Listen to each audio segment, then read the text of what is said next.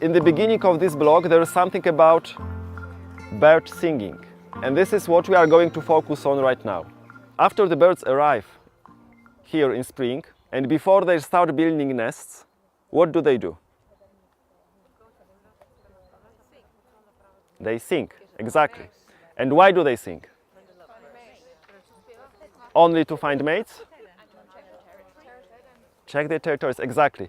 So when the birds come here in spring, I mean in the breeding grounds, okay? The first thing they have to do is find and establish a territory. Why? Why is it so important?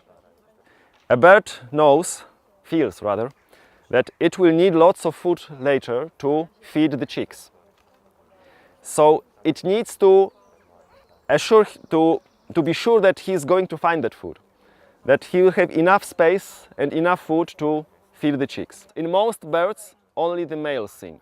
In some, also the females. There are also alarm calls, which the birds use when they see danger. That's a blue tit. It's the alarm call of a blue tit. And it quite often gives that call when it sees humans. These contact calls and alarm calls of many birds are similar, because birds often form mixed flocks with different species. But the song is always species specific. Yes? So you can recognize the species by the song. So we are going to talk about the bird songs and bird calls today. Each and every walk in the field you can hear all of them, so it's good to have a voice recorder or a telephone and some records of voices to show them to kids.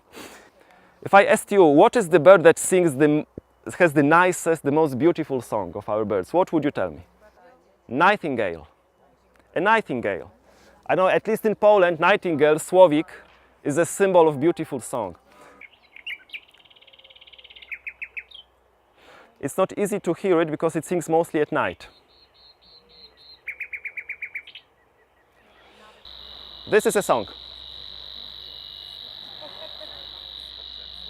It sings constantly, yeah? They can sing on both, on in and out, breathe in and breathe out. This bird is English, is called Savi's warbler. And we have lots of examples of such birds that get their names from the calls. Kuku, kukułka, what's in your tongues?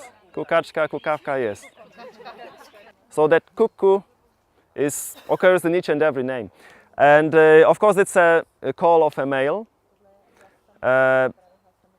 Ornithologists think that not only it attracts females but also distracts other small birds, so that the female can sneak there and do her job, so to lay her own egg in the other smaller bird's nest.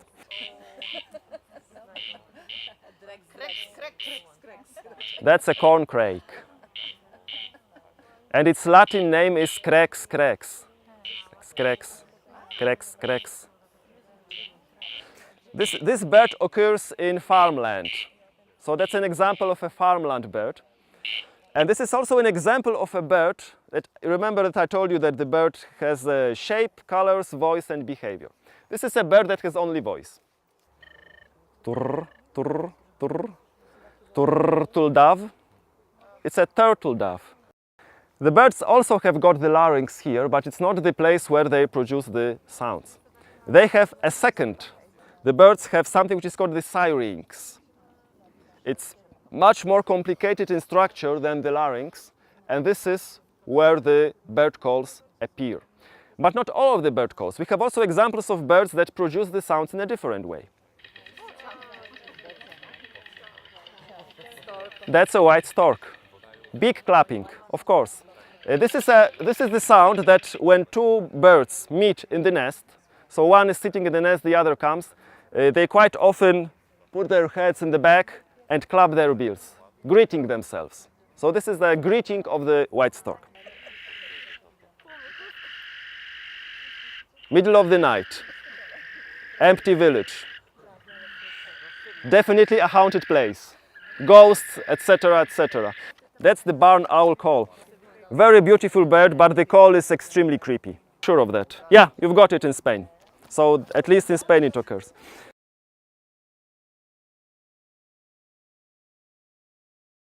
So I just wanted to show to you that the bird calls are it's a very wide field of interest in birds. And you can use them in attracting the kids to the birds, just telling them to guess the name of a bird by its call, asking them to imagine what the bird looks like that gives such a call. It can be also quite interesting to know what they think of a bird by a call. This block is about nests and eggs. I would like to deal with egg issue. In your teaching materials, there are a few tasks about eggs. The shape, structure, color. Try to find interesting task according to you and use them to build short part children's activity. Maybe some about structure, yeah, another features of eggs, yeah, to show a few characteristics, yes.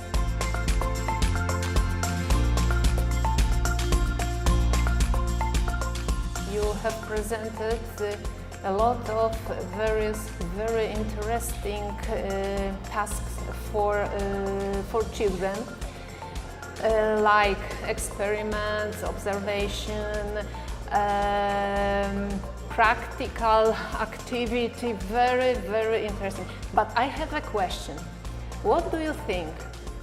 Who is more active during these kinds of classes? Teacher or children? Should be children, yeah? It's very important according to constructivism. Children should be active during classes. Teacher is active before classes and it's hard work. But classes are very interesting for children when they are active.